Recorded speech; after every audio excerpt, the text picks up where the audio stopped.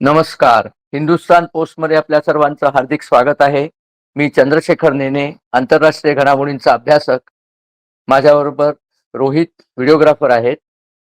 आज आपल्याला पंतप्रधान नरेंद्र मोदी यांनी गेले 4 दिवस जो 3 महत्वाच्या देशांचा दौरा केलेला आहे, त्याच्याबद्दल थोडंसं बोलायचं आहे.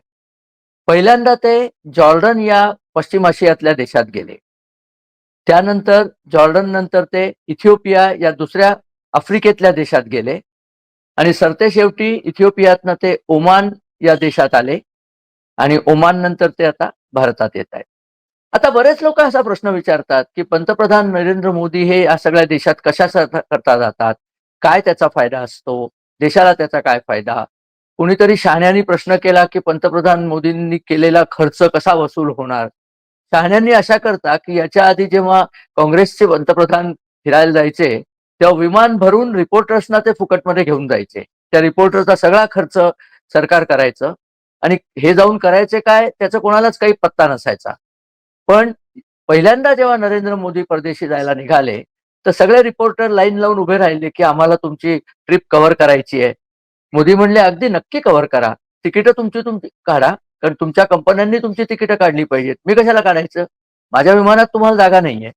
माझ्या विमानात फक्त प्रेस इन्फॉर्मेशन ब्युरो जी सरकारी संस्था आहे त्यांचेच रिपोर्टर 1 किंवा 2 येतील आणि प्रचंड प्रमाणावर फायली ते बरोबर घेऊन जातात, कारण ते पंतप्रधान कार्यालयाचं काम थांबत नाही. ते जात असताना सुद्धा त्या फायलींचा निपटारा करत असतात.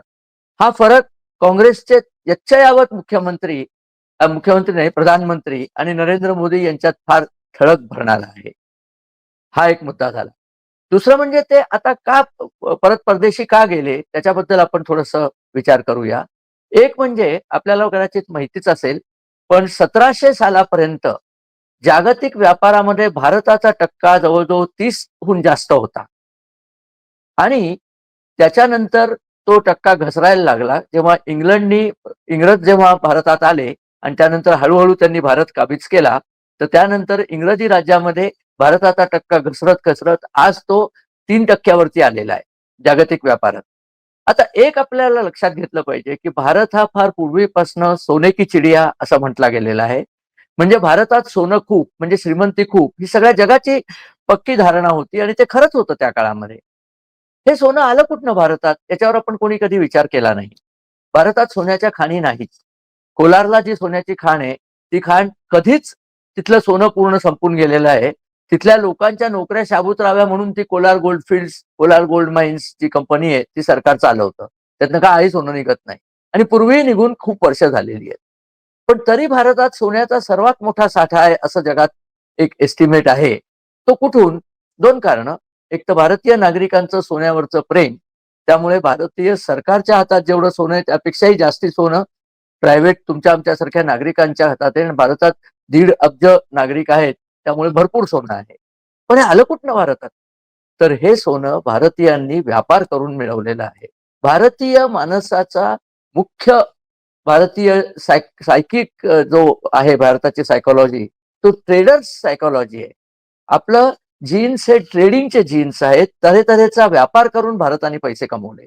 भारतातले मसाल्याचे पदार्थ विकले, रेशीम विकलं, सुती कापडं विकली, अनेक गोष्टी विकल्या आणि त्या व्यापाराच्यामुळे सगळ्या जगातनं भारतामध्ये पैशाचा ओघ सुरू होता. हे हे माहिती आहे सगळ्यांना. आपले गुलाबी चाचांनी जेव्हा भारताचं पंतप्रधान पद हातात घेतलं, तेव्हा त्यांच्यावरती रशियाचे संस्कार इतके झाले होते, की भारताने उत्पादन करायचं आणि व्यापार करण्यापेक्षा भारताने उत्पादन हे भारताच्या सरकारने करायचं. कारण रशियामध्ये सरकार उत्पादन करायचं. रशियामध्ये प्रायव्हेट कॅपिटलला परमिशनच नव्हती. हे तिथं जाऊन बघून आले होते. त्यामुळे त्यांनी रशियाचं मॉडेल इथे वापरलं आणि सरकारी कारखान्यात उत्पादन करून ते उत्पादन जगात कोणी घेईना, कारण ते प्रचंड महाग असायचं आणि भारताची गंगाजळी पूर्ण रिकामी करून टाकली. भारताचे पैसे संपवले. भारत हा गरीब देश झाला. डेव्हलपिंग कंट्री असं जरी आपल्याला अभिमानाने म्हटलं असं, अभिमान कसला, लाजच होती ती. परंतु भारत हा गरीबच देश राहिला. पुन्हा भारताला श्रीमंत करायला 1991ला नेहरू घराण्याची सत्ता जाऊन नरसिंहराव यांची सत्ता यायला लागली आणि त्यांनी ते सगळे लायसेन्स, परमिट, कोटा सगळं काढून टाकलं. अर्थव्यवस्था मुक्त केली आणि भारताची प्रगती सुरू झाली.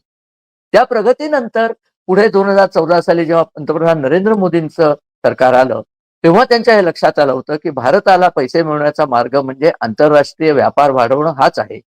आणि त्याचे प्रयत्न त्यांनी पहिल्या 2014 सालापासून सुरू केले, जे 11 वर्ष झाली तरी अजून प्रयत्न ते चालूच आहेत. आणि त्या निमित्ताने त्यामुळेच भारत जे आता जगातली 4थ्या क्रमांकाची अर्थसत्ता बनलेला आहे, त्याचं मुख्य कारण भारताचा व्यापार आहे. अगदी डिफेन्स इक्विपमेंट म्हणजे संरक्षण शस्त्र ती सुद्धा आपण फक्त ती इम्पोर्ट करायची. बोफोर्स आणायचं, बोफोर्समधनं कमिशन खायचं, वेस्टलँड हेलिकॉप्टर आणायचे, वेस्टलँड हेलिकॉप्टरचं कमिशन खायचं. हा जो काँग्रेसचा उत्तम धंदा चाललेला होता, त्या धंद्याला नरेंद्र मोदींनी खीळ पाडली. ज्या ज्या गोष्टी आपल्याला करता येत नाहीत, उदाहरणार्थ राफेलचं विमान, तर ते आणायचं, पण त्यात सुद्धा कमिशन एजंट नेमायचा नाही, सरकारशी करार करायचा, म्हणजे याच्यात भ्रष्टाचाराला वाव राहू नये. काँग्रेसने काही म्हटलं तरी काँग्रेसच्या प्रत्येक डिफेन्स डीलमध्ये भ्रष्टाचार होता. आणि नरेंद्र मोदींनी जो डिफेन्स डील केलाय तो सरकारशी असल्यामुळे त्यात भ्रष्टाचार नाहीये. आणि त्याशिवाय आपण ती गोष्ट इथे बनवायला पाहिजे ही अट घातलेली होती. लगेच बनवता येत नाही, पण अगदी राफेल काय किंवा इतर काय काय ज्या गोष्टी आपल्याला तयार करता येत नव्हत्या, त्या जेव्हा आपण इम्पोर्ट करतो, आयात करतो, तेव्हा त्याच्याबरोबर त्याची टेक्नॉलॉजी आयात करायची आणि काही दिवसांनी भारतात ते बनवायचं आणि भारतातनं त्याचं एक्सपोर्ट करायचं आणि भारताला त्यातनं पैसे मिळतात. याचं उत्तम उदाहरण म्हणजे ब्रह्मोस मिसाईल. रशियाची रिव्हर मॉस्को ते एमओएस आणि भारताची रिव्हर म्हणजे नदी ब्रह्मपुत्रा, या दोन्हीचा संगम करून ब्रह्मोस हे नाव तयार झालेलं आहे. त्या कंपनीत 51% शेअर भारताचे आहेत, 49% शेअर रशियाचे आहेत. आणि ब्रह्मोस हे जगातलं सर्वोत्तम हायपरसॉनिक मिसाईल हे आता सिद्ध झालेलं आहे. ऑपरेशन सिंदूरमध्ये बाबा चव्हाण जरी काहीही बालबुद्धीसारखं बोलत असले तरी खरी गोष्ट ही आहे की ऑपरेशन सिंदूरमध्ये त्या ब्रह्मोसने पाकिस्तानचं कंबरडं मोडून टाकलेलं आहे. आणि ब्रह्मोस हे जगात सगळ्यांनाच आता हवंय. सगळ्यांना हवी असलेली गोष्ट विकली की पैसे मिळतात, त्यामुळे व्यवसाय सुद्धा सुरू झालाय. ही प्रस्तावना अशा करता की मोदी जॉर्डनला कशाला गेले, मोदी इथिओपियाला कशाला गेले, मोदी ओमानला कशाला गेले, याचं आपल्याला आकलन व्हावं म्हणून. आता जॉर्डन देशाबद्दल थोडंसं सांगतो. जॉर्डन हा पश्चिम आशियातला देश आहे. हा देश तसं पाहिलं तर 1946 साली ब्रिटिशांनी सौदी अरेबियाच्या वाळवंटातनं कोरून काढलेला देश आहे. मुळात हा देशच नव्हता. जॉर्डन हा देश असा कधीच नव्हता. मक्केचे जे मेयर होते म्हणजे महापौर, ती हशिमाईट फॅमिली त्यांना म्हटलं जातं. हशिमाईट हे त्यांच्या टोळीचं नामाभिधान होतं आणि त्यांचा असा दावा होता की ते मोहम्मद पैगंबराचे डायरेक्ट वंशज आहेत. आता तो दावा खरा की खोटा यात आपल्याला आता जायचं नाहीये, पण जगातल्या सर्व मुस्लिम धर्माच्या लोकांची अशी पक्की खात्री आहे की हे मोहम्मद पैगंबराचे वंशज आहेत. आत्ताचे जे जॉर्डनचे राजे आहेत, जॉर्डनचे राजे सध्या जे हुसेन आणि अब्दुल्ला, तर हुसेन हे आधीचे राजे होते आणि अब्दुल्ला जे सध्याचे राजे आहेत, ते अब्दुल्ला हे 43वे मोहम्मद पैगंबराचे वंशज आहेत असं मानलं जातं. तर या राजांना, या मक्केच्या मेयरच्या कुटुंबाला राज्य करायला जागा म्हणून त्यांनी जॉर्डन हा देश तयार केला. जॉर्डन देशाची राजधानी अम्मान आहे आणि त्याच्या सीमा एका बाजूला सौदी अरेबिया, दुसऱ्या बाजूला इराक आणि तिसऱ्या बाजूला इस्रायलशी जोडलेले आहे. सुरुवातीला जॉर्डन देशाचं आणि इस्रायलचं देखील भांडण होतं आणि 48 साली जेव्हा इस्रायलवर सगळ्या अरब देशांनी स्वारी केली इस्रायल नष्ट करण्याकरता, त्या जॉर्डननी भाग घेतला. भरपूर मार खाल्ला जॉर्डनी फौजांनी, पण तरी सुद्धा 67 साली त्यांनी पुन्हा इस्रायलवर आक्रमण केलं. पण यावेळेला मात्र इस्रायलने त्यांना निर्णायकरित्या पराभूत केलं आणि एक धडा त्यांनी घेतला की इस्रायलशी भांडायचं नाही. आपलं इस्रायलशी काही भांडण नाहीये, कारण इस्रायल मधले जे पॅलेस्टिनी म्हणून जे आता गाझामध्ये ते करतायत ना दहशतवादी कृत्य, ते फिलिस्तिनी लोक, ते सगळे शरणार्थी म्हणून जॉर्डनमध्ये घुसले आणि जॉर्डनमध्ये सध्या त्यांच्या लोकसंख्येच्या इतकेच जवळजवळ पॅलेस्टिनी लोक झालेले आहेत. आणि जिथे पॅलेस्टिनी लोक जातात तिथे हे उत्पात करतात अशी त्यांची ख्याती असल्यामुळे जॉर्डन सोडल्यास इतर कुठलाही देश पॅलेस्टिनी लोकांना आपल्याकडे घेत नाही. म्हणूनच गाझापट्टीतल्या पॅलेस्टिनी लोकांना, त्याला फिलिस्तिनी म्हणतात तिथे, इजिप्त घेत नाही. इजिप्तची सीमा लागलेली आहे गाझापट्टीला, पण एकही फिलिस्तिनी जर आला तर त्याला गोळ्या घालू असं इजिप्तच्या राष्ट्रपतींनी अल सिसी म्हणून त्यांचे जे प्रमुख आहेत, सेनाप्रमुख आणि राष्ट्रपती, त्यांनी सांगितलेलं आहे. पण जॉर्डननी मात्र त्यांना घेतलं होतं. पण त्या काळामध्ये 67 मध्ये त्यांना घेतलं आणि मला वाटतं 70 साली त्या लोकांनी, फिलिस्तिनी लोकांनी ठरवलं की जॉर्डनचा राजाला पदच्युत करून आपणच राज्यावर यावं. ही कुणकुण राजाला लागल्यानंतर राजाने तेव्हाच्या पाकिस्तानला विनंती केली की तुम्ही सैन्य पाठवा. तेव्हा ब्रिगेडियर असलेले नंतर पुढे जे पाकिस्तानचे सर्वेसर्वा झाले ते तिथे गेले आणि त्यांनी जाऊन प्रचंड पॅलेस्टिनी लोकांची कत्तल केली. ती सप्टेंबर महिन्यात केली म्हणून त्याला ब्लॅक सप्टेंबर असं पॅलेस्टिनी लोक म्हणतात. असो, पण त्यानंतर पॅलेस्टिनी लोक तिथनं पळून गेले बरेचसे आणि ते गेले. जनरल झिया त्यांनी ही कत्तल केली. त्यानंतर हे पॅलेस्टिनी लोक पळून गेले, ते लेबनॉनमध्ये गेले. मग लेबनॉनमध्ये इस्रायलने त्यांची कत्तल केली. मग तिथनं ते ट्युनिशियाला गेले, यासिर अराफत आणि त्याची टोळी. असं करत करत शेवटी ते इस्रायलमध्ये आले आणि काही गाझामध्ये गेले. हा इतिहास सांगायचं कारण असं की जॉर्डन देशाने तेव्हा खूणगाठ बांधली की आपल्याला या अरब लोकांच्या भांडणात पडायचं नाही, इस्रायलची आपली मैत्रीच असली पाहिजे. आणि आज जॉर्डन हा एकमेव अरब देश आहे ज्याची इस्रायलशी मैत्री आहे. भारताची सुद्धा इस्रायलशी मैत्री आहे. आणि इस्रायलची मैत्री आणि व्यवसायावरती लक्ष केंद्रित केल्यामुळे जॉर्डनमध्ये कुठल्याही घातपाती कारवाया होत नाही. पॅलेस्टिनी लोक जी काही उरली आहेत जॉर्डनमध्ये ती निमूटपणे राहतात, घातपाती कारवाया करत नाही. त्यामुळे जॉर्डनची अर्थव्यवस्था थोडी थोडी जास्ती स्थिर आहे आणि समाज व्यवस्था तर पूर्ण स्थिर आहे की जॉर्डनच्या बाजूला सिरिया, सिरिया, इराक, लेबनॉन या सगळ्या ठिकाणी जरी दहशतवादी हल्ले आणि क्रांत्या होत असल्या तरी जॉर्डनमध्ये काही झालेलं नाही. जॉर्डनमध्ये लोकशाही सुद्धा आलेली नाहीये आणि अमेरिकेने तिथे आपली शहाणपणा चालवून लोकशाही आणण्याचे प्रयत्न केलेले नाहीयेत. त्याचं मुख्य कारण असं आहे की जॉर्डनमध्ये तेलच नाहीये.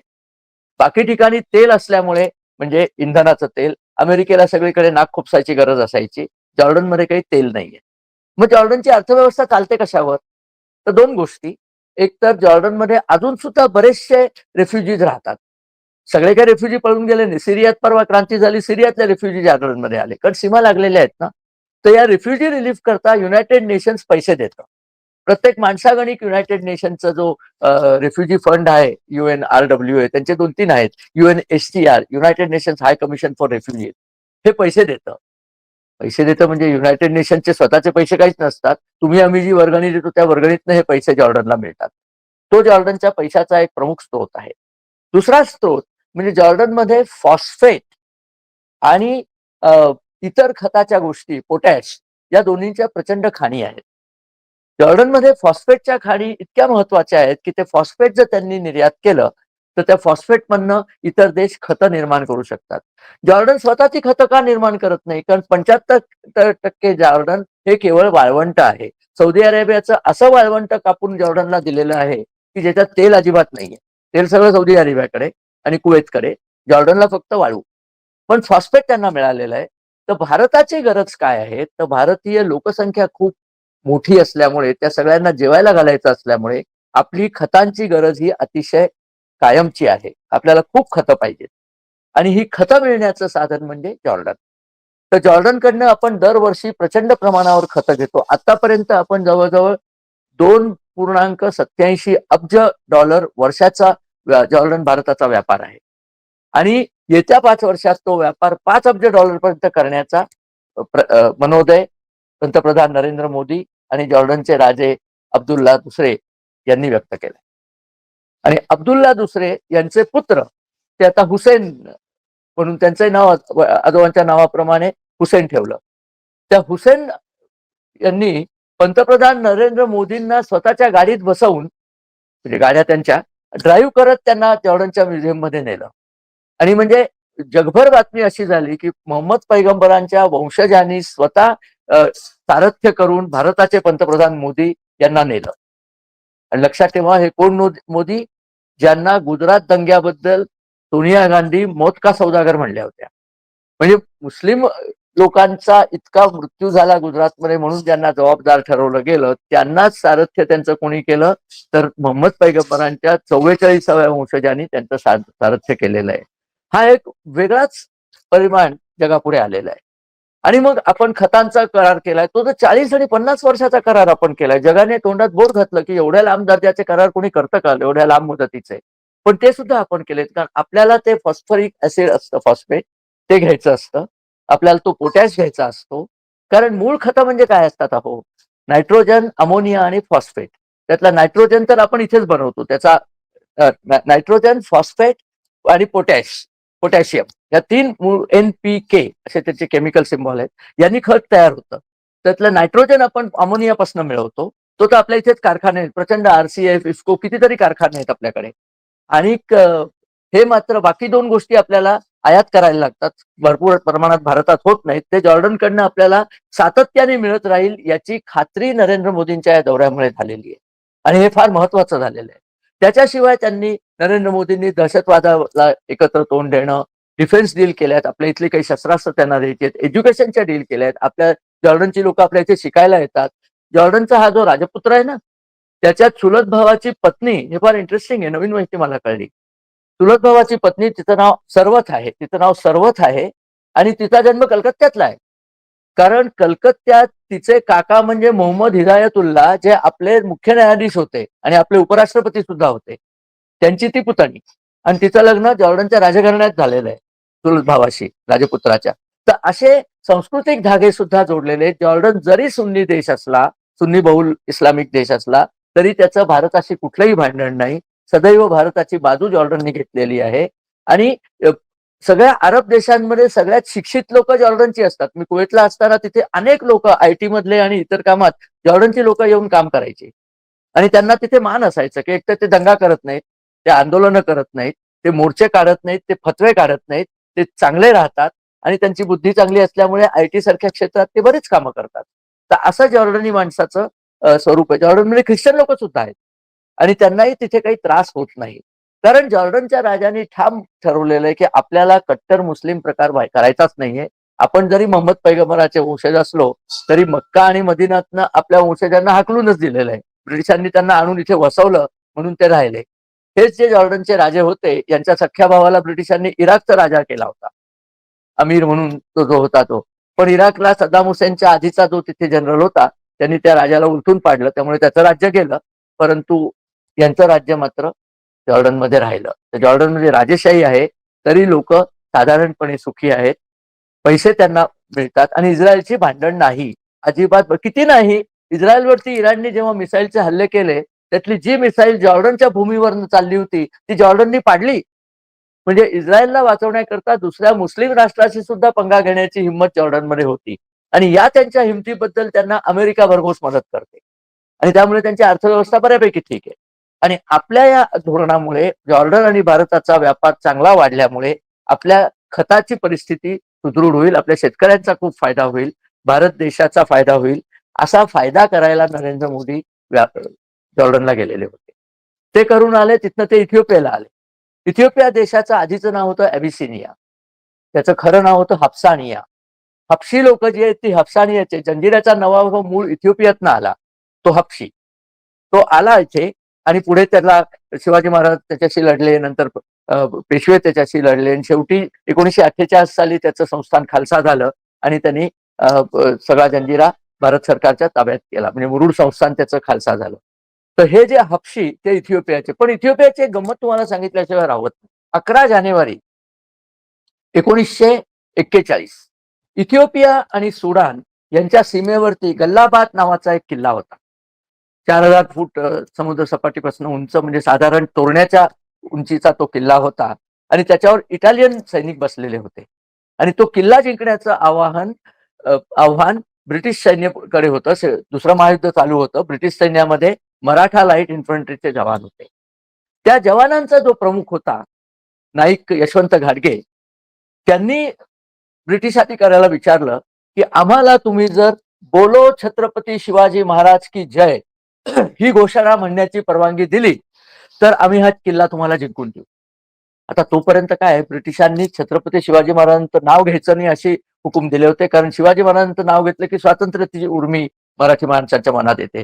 त्यामुळे त्यांनी रायगड बेवसाव करून टाकला होता, रायगडला जाण्याचा रस्ता बंद केला होता, अनेक उपद्व्याप केले होते. पण जेव्हा कळलं की आता याच्याशिवाय आपल्याला जिंकता येत नाही, त्यांनी परमिशन दिली. पहिल्यांदा रणामध्ये बोलो छत्रपती शिवाजी महाराज की जय ही घोषणा दुमदुमली आणि मराठा लाईट इन्फंट्रीच्या 3ऱ्या बटालियननी गलाबादचा किल्ला सर केला. हे पहिलं उदाहरण होतं जेव्हा छत्रपतींचं नाव इतक्या वर्षानंतर सुद्धा इतकी स्फूर्ती देत झालं की तो किल्ला त्यांना सर करता आला. मराठा लाईट इन्फंट्री ही जी मराठ्यांची बटालियन होती ब्रिटिश सैन्यामध्ये, आताही ती आहे मराठा लाईट इन्फंट्री, त्यांचं हे अत्यंत मानाचं पान आहे. यशवंत गाडगे यांना मरणोत्तर व्हिक्टोरिया क्रॉस देण्यात आला. नामदेव जाधव म्हणून एक होते, त्यांना सुद्धा सन्मानित करण्यात आलं. तर इथिओपियाचं नाव घेतलं की माझ्या डोळ्यापुढे हे चित्र नेहमी उभं राहतं. त्या त्या गलाबादच्या इथिओपिया साईडला मेटेमा नावाचं गाव होतं, त्यामुळे ती मेटेमा गलाबादची लढाई म्हणून ती लढाई प्रसिद्ध आहे. पण हा प्रकार सोडला, हा एक भाग सोडला, तरी इथिओपियामध्ये आणखीन एक गंमत आहे बरं का.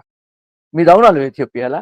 इथिओपियाच्या एक प्रांताचं नाव आहे काफा, आणि त्याचं नाव काफा आहे कारण तिथे जे वनस्पती उगवली त्यापासून लोकांना कॉफीचा शोध लागला. ते कॉफीची वनस्पती इथिओपियातली, आज सुद्धा जगातली सर्वोत्तम कॉफी इथिओपियात बनते.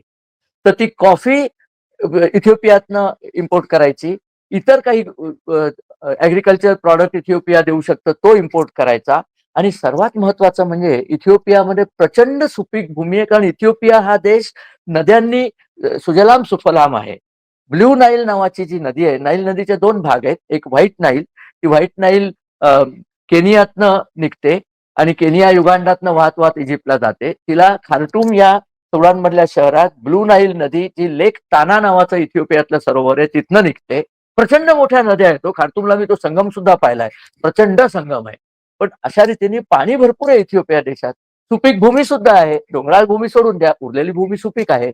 तर त्या सुपीक भूमीचे पट्टे भाड्याने घेण्याचा उद्योग भारतीय शेतकऱ्यांनी अनेक वर्ष चालवलेला आहे. डाळींचं उत्पादन, गव्हाचं उत्पादन, तेलबियांचं उत्पादन अप्रतिमरित्या इथिओपियात घेता येतं आणि तिथे ते घेऊन ते भारतामध्ये आणता येतं. त्यामुळे इथिओपिया हे भारताकरता एक धान्य कोठार सुद्धा होऊ शकतं, झालेलंच आहे किंबहुना. तर ते करण्याकरता पंतप्रधान मोदी इथिओपियात गेले. आणि गंमत म्हणजे इथिओपियन सरकारने अबिय अहमद म्हणून त्यांचा जो प्रधानमंत्री, त्यांनी ग्रँड ऑनर निशानी ऑफ इथिओपिया हा सन्मान पंतप्रधान नरेंद्र मोदींना प्रदान केलाय. पहिल्या भारतीय नेत्याला हा सन्मान इथिओपियातनं मिळालेला आहे.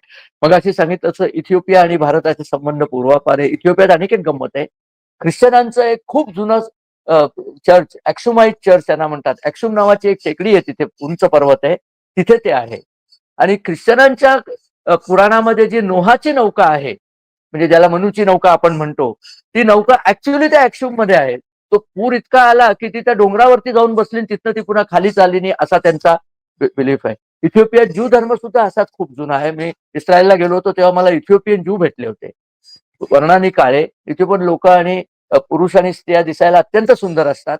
रंग त्यांचा काळा असतो, सावळा म्हणूया आपण, अगदी काळा कुट्ट नसतो. नाकं सरळ असतात, कारण ते उंचावर राहत असल्यामुळे नाकं त्यांची सरळ असतात. आणि अत्यंत अभिमानी लोक आहेत, कारण एक छोटासा इटालियन लोकांचं राज्य सोडलं तर इथिओपिया हा कधीही परतंत्र झाला नाही. अशा या उत्तम देशामध्ये नरेंद्र मोदी गेले. त्यांनी व्यापाराचे करार केले, शिक्षणाचे करार केले. या सगळ्या देशांना शिक्षण घ्यायला भारतात यायचंय त्यांच्या तरुणांना. त्याकरता योग्य करार पंतप्रधान मोदी करतायत. भारताच्या युनिव्हर्सिटीजना तिथे आमंत्रित करून त्यांची कॉलेजेस काढण्याची त्यांनी ऑफर दिलेली आहे. त्यामुळे खूप चांगल्या तऱ्हेने व्यापार वृद्धी होते. तिथनं नरेंद्र मोदी ओमानला आले. ओमान हा तुम्ही नकाशात जर पाहिलं तर अरबी समुद्रात मुंबईच्या बरोबर समोर जर पश्चिमेला तुम्ही गेला तर तो देश लागतो, तो ओमान. ओमानमध्ये सोफार नावाचं एक हे आहे, गाव आहे, त्या सोहार सोहार त्या सोहार मधला सिंदबाद. सिंदबादच्या प्रवासाच्या गोष्टी आपण ऐकतो की नाही, तो सिंदबाद खरा सोहारचा दर्यावर्ती नाविक होता. आणि ओमानचे आणि भारताचे पारंपरिक संबंध आहेत. ओमान ही कट्टर इस्लाम नाहीये, जॉर्डन कट्टर इस्लाम नाहीये. इथिओपियात तर ख्रिश्चन आणि इस्लामी इक्वल प्रोपोर्शन असल्यामुळे त्यांच्या इथे कट्टरता नाहीये. ओमानचा राजा शिकायला मुंबईत होता, आता तो नाही, आता तो वारलामध्ये.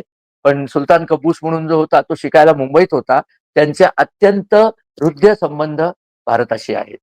एक आठवण सांगितल्याशिवाय राहत नाही. आमचे एक मित्र मुंबईत राहतात, त्यांनी सांगितले की ते राजभवनमध्ये, त्यांचे वडील नोकरीला असल्यामुळे ते राजभवनमध्ये राहायचे, राजभवनच्या बाजूला राहायचे.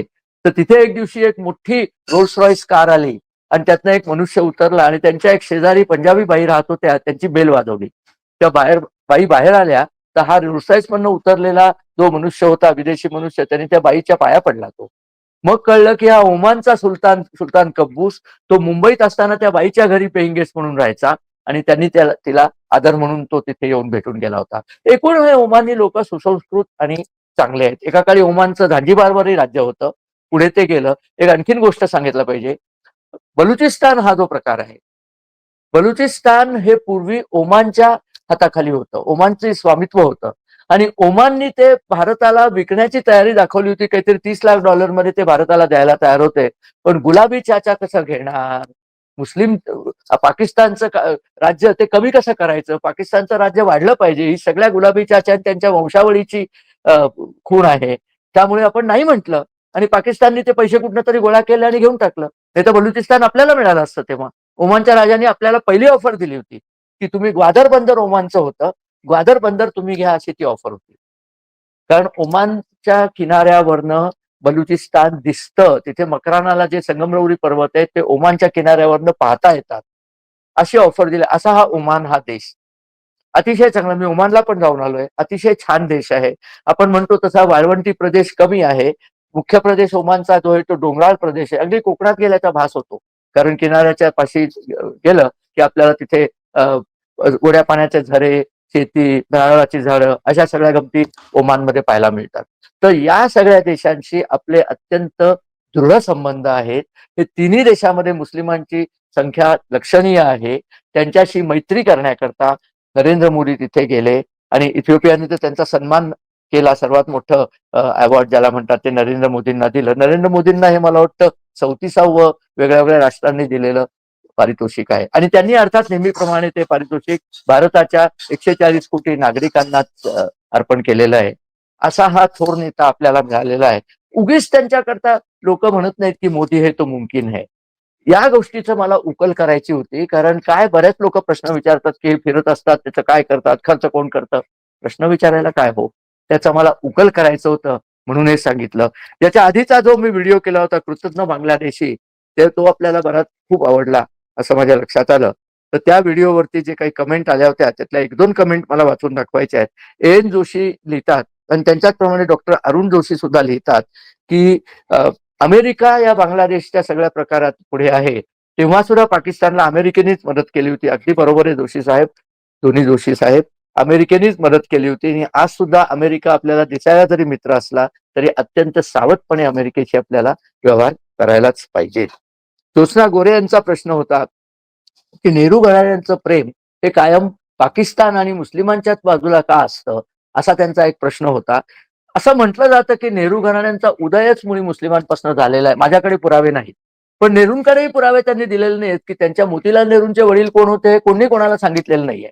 असं म्हटलं जातं कोणी गाझीउद्दीन म्हणून दिल्लीहून पळून काश्मीरला गेलेला मनुष्य ते होते, पण मला माहित नाही. म्हणजे माझ्याकडे पुरावा आहे का नाही, पण त्यांना विचारलं तुमच्याकडे पुरावा आहे का, ते सुद्धा देत नाहीत. असू दे, जे असेल ते असं.